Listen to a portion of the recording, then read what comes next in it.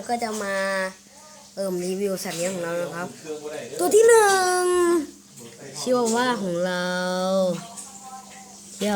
านะครับต่อไปเดี๋ยวนะเห็นไหมคุณเห็นไหมแฮมสเตอร์ของเรานั่นเอ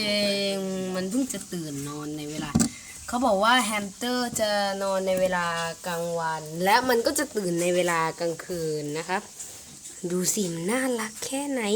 ถ้าคุณเห็นใกล้ๆของตัวจริงของมันคุณต้องอยากสัมผัสมันแน่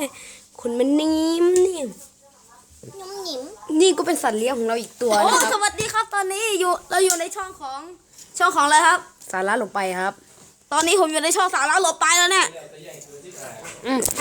ไม่ได้รับเชิญแขกไม่ได้รับเชิญใช่ทำไมแกหน้าดำหนึ่งเลยครับบ้าน